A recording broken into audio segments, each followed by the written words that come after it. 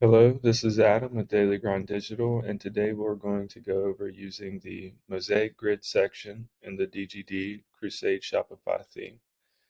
So down here on my left, you can see that I've added a Mosaic grid section. If you're new to Shopify, then you just add sections in the theme by going down to the bottom left here. I'm on the home page and just go to show more. You can select any of these, and here's that Mosaic section right here. So once you add that in there, it'll pop up here and say Mosaic Grid. This is what is called a section. So you can actually click Mosaic Grid and click into that, and it'll open up the section. Depending on the zoom level of your screen, that will either show here. You can see the options showed on my left, but if I zoom out to 100%, you can see that when you click into the section or the block, that'll show here on the right side of your screen. So just be aware of depending on the zoom level of your browser or computer, it may show up on one side or the other. For example, I believe a lot of Windows computers come at like 150% zoom, so that's just something to be aware of. Um, so I'm going to go back out here. So one thing to note with the Mosaic grid section is you're limited to 12 blocks. If you need more than 12, these are down here are called blocks, these little sub items underneath the Mosaic grid under that drop down. Those are called blocks. You can add up to 12 of them. If you need more blocks, you can just add another Mosaic grid section below and just keep building out blocks. That accommodates most people's needs. You have, so if you click add block, you have 4 different types of blocks that you can use in any combination. So you have collection, product, image, and text. And I have one of each of those in here.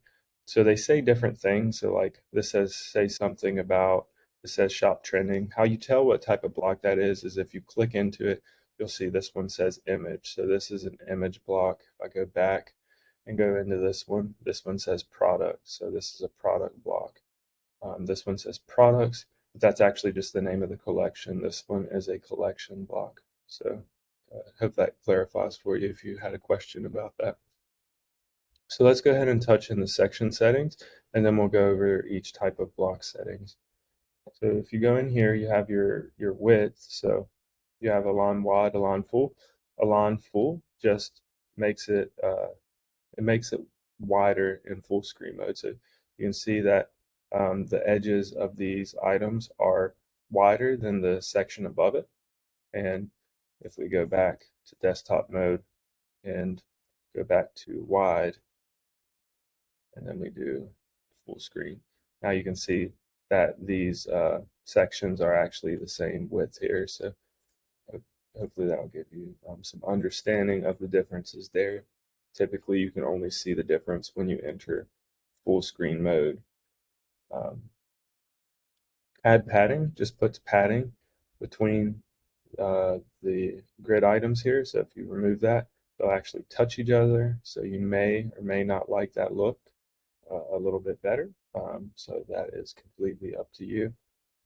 Padding back in there, and then you have your heading size, which controls the titles here globally. So you can make those headings larger.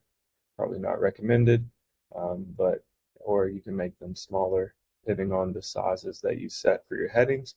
And the sizes that you set for your headings is in theme settings, which there is a separate video going over theme settings, and there's a lot of settings in there. So headings are controlled in theme settings. These your primary, secondary, tertiary, and your gradient colors are controlled in theme settings.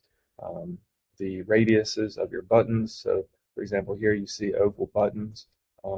That is controlled whether you want a square button or a radius on your button is controlled in theme settings. So be sure to check out that video on our website if you're not already on our website. It'll be something along the lines of how to configure theme settings. So let's see here. What would be best to touch on next? So enable mobile slider. I guess we can go ahead and show that. If you go into this mobile view, right now you can see that it's 2x2. So, well, it shows 2 per row. So I only have 3 here, but you can see 2. If you enable the slider, what it does is it puts it in a slider here, so you can skip to next and get that all in view. You can kind of look at it like this. So it just really depends on what you prefer there, but that is a sort of like a design preference. And then your padding, top, padding, bottom. So padding, top, padding, bottom. I'll just go back to desktop so you can see it. And now you have padding top is extra large. If you go to small, it's just going to decrease this space there. So now you can see that there's hardly any space there. I'm assuming the section above also has the margin bottom remove, which is an option in this section that we're in now. So you can see margin bottom. You go to small, reduce that margin, and then you can actually remove margin, and you can see it got removed even more. So then you have your background, so you can just change your background color here. That will change the entire background of the entire area. So just something to note there. Now let's go into the individual block settings. So you'll be able to select an image on your image block. So this is your image block. You'll be able to select an image. So you can see here I can select from library, explore free images. I'm actually using some free images here just for example purposes. Image position. So you can change the image position depending on the size and the dimensions of the image. So this one in particular, it fits very well. So it's not actually able to be shifted because it fits the area. So I can even do contain image and you don't see any change because this image actually fits the area that I put it in. Let me see if I can find one that actually doesn't fit the area.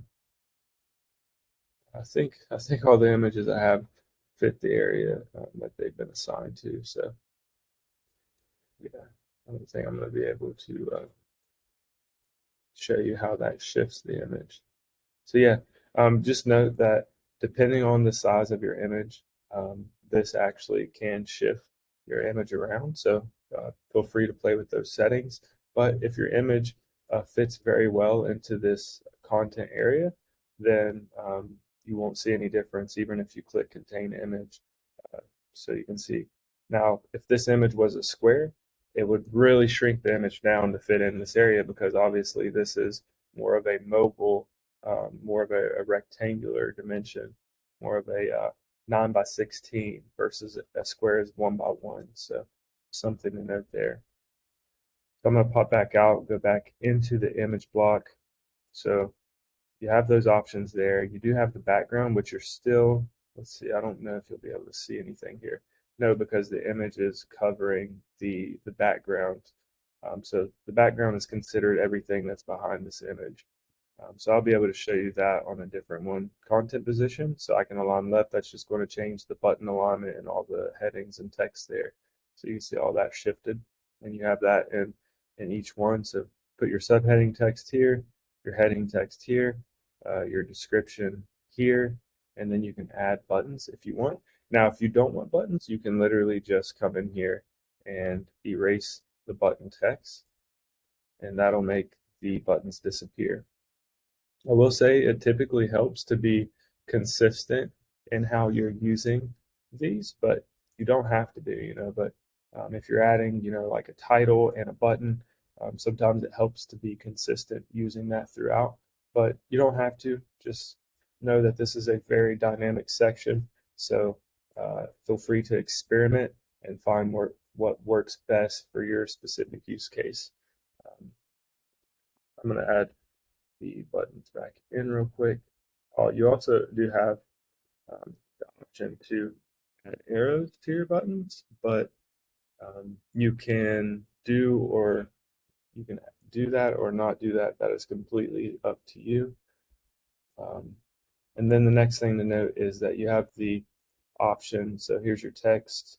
So if you want that text to be gradient, you can see that take effect there. Choose black. You see how that changes the text area. You have your grid item size, so I can make this grid item longer. I change it to large. and that didn't you didn't see much effect there, but that's how you can stagger these images. So I'm going to switch this back to small.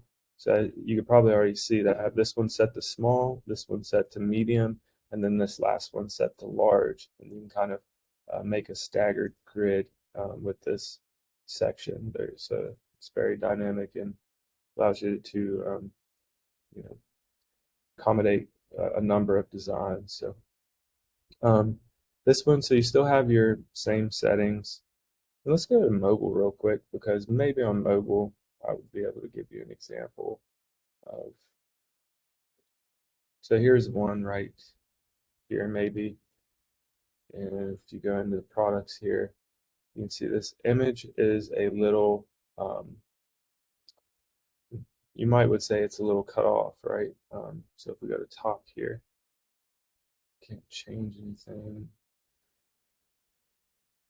All right, so there you go. You got some movement in the image. You see it shifted to the right of the image, so now it's looking to the right of the image. If I do left, you'll see that it pulled to the left of the image. So this one in particular is fine with center, but I'm glad I was able to show you that those options do work. It just depends on the image itself. You can do contain image. From where this is a square image, you can see some of that background there. So that's where the background comes in. So now you'll be able to see the background behind it. You see that I turned that black, turn an extra light gray. But I'm going to not contain the image. So this image actually does look like that though. If you see contain image, the top of this person's head is cut off. That's the actual image itself. So if you don't contain image, it just stretches until it fills that area. So let's go back into the product block. So you can select a product, you can choose your content position, which is like the image if you need to. You have the background if you need it. That typically is only going to show if you do contain image and it actually can be contained. Content alignment, just like the other one. Subheading, text. You have the option to show price or not. So this product's $39.99. If you want to hide that price, you can just unselect it. Um, and all the other settings are very similar. You have your grid item size, things of that nature. So I'll go back to desktop real quick. So that might be a little more helpful of a view. And so then you have your collection. Here you'll be able to select a collection. You can overwrite the image, so you can replace the image by selecting a different image. By default, it's going to take the image that you assigned to the collection in the back end of Shopify. So I overwrote this image because it just looks better for example purposes. And then again, you have a lot of the same options here. So you do have the option to show or not show the collection description. That pulls from the back end of Shopify. So that this is the actual collection description. So if you have a super long collection description, maybe you choose not to show that. You have your buttons here and everything else, just like the other sections. And then I do have the text added in here, so I'm going to unhide that. If you notice this eyeball, it basically what it does is if you mark it, yeah, it'll hide a block, or you can hide an entire section. So just a little uh, tip for you there, in case you didn't know that. So I've added the text section in right here. So you have your still a lot of the same controls. So I can align that text left, where I can center it. You have your subheading, your heading, your description. You have your button text. So if I want to add a button in here, I can do that. And of course, you would need to insert where you want your link to go. You can also paste the link directly into here and link the button to wherever you want to link it to. Choose to open it up in a new window, add an arrow to it. Then you have your button size. So I don't know if I touched on that, but you've got, you can go from large all the way down to extra small. You see how small that button gets. And then you can do your button style. So do you want that button to be an outline like this? Simple is just a text button. So typically most people are going to go for a solid or an outline, but it really just depends on your design. And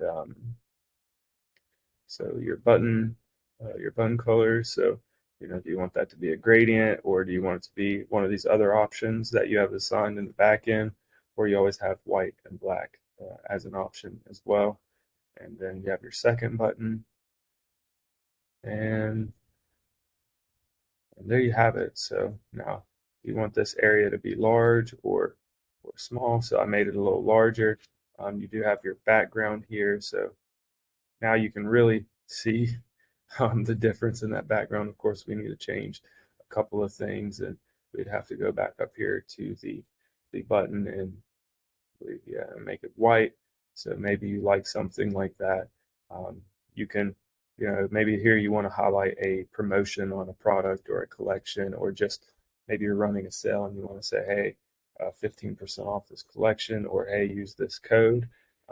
It gives you a creative way to do multiple things there. Use your imagination.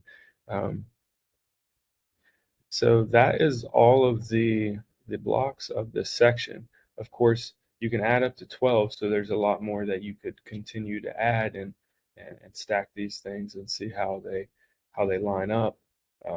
So on mobile here, you have how it falls on mobile, or you can use the slider if you want. But that is the Mosaic Grid section. So I hope you enjoyed the video and now you understand a little bit more of what the theme is capable of. And you're one step closer to being able to use the DGD Crusade Shopify theme to maximize your site performance.